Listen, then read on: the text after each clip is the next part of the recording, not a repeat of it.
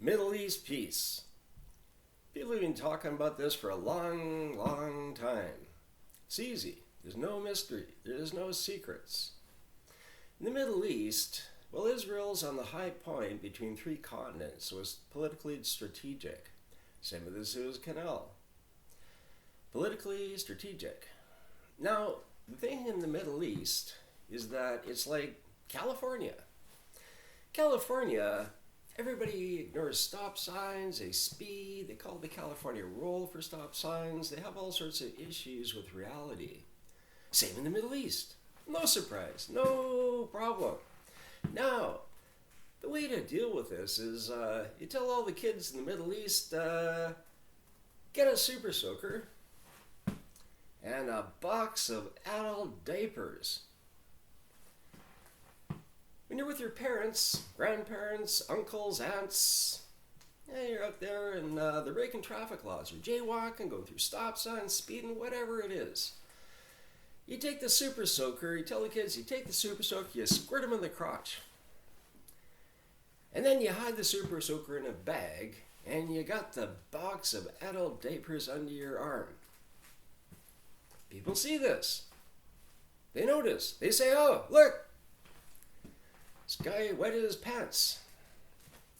The guy's humiliated. He's not going to do it again. He's got a family conscience. Now, if all the kids in California did that, the place would be great. $1 trillion economy, people obeying the law, you can imagine. Boring. But the Middle East, that's what you want. Now, instead of violence, why not law-abiding, ethical neighborhoods with people obeying the law? Why not? Who's against that? Anybody? Well, the people that destabilize Lebanon might not like it. Hey, they're going to look and say, what's going on here? I don't like this. No. Let's go back to the old ways where it's chaos, anarchy, and blood's flowing. That's what you want in Lebanon. The rest of the Middle East, same thing. The American State Department, when you look in there for warning for tourists, they talk about driving over there. And they say everybody drives like crazy. They're going fast as anything. They're obeying no laws whatsoever, and it's just disgraceful. Dangerous for the tourists. Same in California. Now, it's no secret that nobody really cares about these people. The tourists go there for sacred excitement in Israel. They go to Egypt to look at the pyramids, but as far as buying super soakers for the kids and telling them what to do, the kids just, they end up throwing rocks at people. I'm just saying, like, not all of them, but they wouldn't mind smiling, Smiling in the Middle East is important, but when they're, living in chaos with lawless neighborhoods, just like California, it's not good, it's ugly. So, maybe if they had a chance, it'd be nice. But as far as Middle East peace goes, the Americans are trying to introduce peace in the Middle East. Everybody else is, but they all got the same problem back home. Lawless neighborhoods, lawless adults, lawless capital cities, lawless everything, and it's all due with the traffic nonsense. Now, in 1915, they invented traffic laws. They didn't have them before then. They had the street was a common area. And the only law was don't block the traffic. If you block the traffic, well, you were in trouble with the police. They'd go there, they'd entangle the traffic, and they'd find the person in the front that was causing the chaos, and they'd give them a big whopping ticket. Now, there was other traffic laws like don't raise dust. That was important. You're riding your horse fast on a dusty day, and the housewives are complaining about all the dust, so the police would give you a ticket. The President of the United States got a ticket one time. President Grant, he was speeding down the road, going to the small town, and constable saw him, pulled him over, gave him a ticket.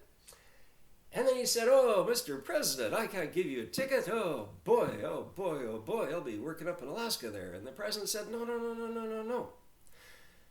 Law-abiding behavior is what I expect, and I'm paying that ticket. So he gets a ticket, pays it, and everybody goes, wow, that guy is good president. Now, President Bush, the second one later on, his wife, when she was 19, she blew a stop sign and killed a friend. Not the best friend, but a good friend. And ever since then, she was kind of, a little concerned about the fact that she killed somebody. And then The rest of us, we don't care about stop signs. Now, where I live in Vancouver, they put 10,000 stop signs in 2001, so the government insurance company would know who's at fault at intersections. So the public, they don't have time for stop signs. That's all child's play, you know? So 49 women got killed around that time, and you know, you got the Olympics and everybody's speeding in their Special Olympic blue cars because, just like California and the Middle East, who cares, right? So the police don't care, the government don't care, nobody cares, and well, we're stuck with the same nonsense. Now, in British Columbia, where Vancouver is located, there's $5,000 cost for insurance for the kids now because the anarchy.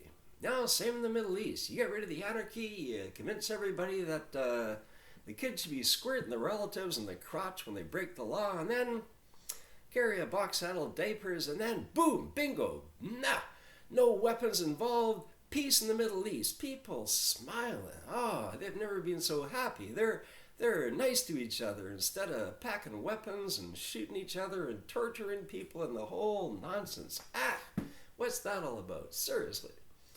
So, in brief, when you've got your city, your capital city, your province, state, country, region, everybody's breaking traffic laws, and you're wondering about the other news. Is it related? Is there a connection between the violence and the lawless streets? Well, could be. Now, the best way to look at this is the capital cities in the Middle East. Now, in the capital cities, the people there, a lot of them do business with the government. So because everybody's breaking traffic laws in the capital cities in the Middle East, it'd be easy to solve this. Now, we can finance that. We can buy super soakers for these kids. They may not have a lot of money. They might not have a car. They may just have bicycles and blow stop signs that way. But we can still afford to send over 1 million boxes of adult diapers for display purposes only, and 1 million super soakers. And then, the kids would love it. You tell them to get some yellow food coloring, yellow water, dye, and put it in there with the super soaker, and the fun will never end, I tell you, until finally the super soakers are put away and the box of adult diapers are put away, and you're left with Middle East peace. You know, what's wrong with that? I mean, I'm just saying, this may sound like a humble opinion from a humble fellow who knows nothing except for public safety, but you go figure. Now, same in the G7. Now, the world's head of traffic safety, the Road Safety Office at the World Health Organization in Geneva, phoned me up and told me that. She says, Martin, in the G7 countries, everybody's breaking traffic laws, and we know because they're dying. A lot of traffic fatalities, like, 30,000 in the States, 50,000 in the States, is it? 3,500 in Canada. You know, the gun toll from gun deaths is the same as traffic deaths. So she says what they're supposed to do in the G7 is convince the public to obey the law, but they didn't. And there's reasons for that. We won't go into that right now, but very good reasons, and it's shameful. Where I live, the capital city, the mayor admitted that. She goes, yeah, I know, when you told me about that video, Martin, of the cruise ship terminal, all the tourist buses are picking them up there and blowing that stop sign in that video. Yeah, you know, and everywhere through the city, people are breaking traffic laws, blowing stop signs, so she knows it. Didn't do anything about it. Same in Ottawa, same thing. I know people in Ottawa and they say it's the same thing. Nobody obeys the law there. Now, I'm not saying these are bad people, but many of the people there do business with the government. Many of the people work for the government. Many of the people there have families in the government. Now, I'm not saying that ending traffic fatalities is a good idea in capital cities in the G7 or capital cities in the Middle East, but not doing that is really, really stupid, you know?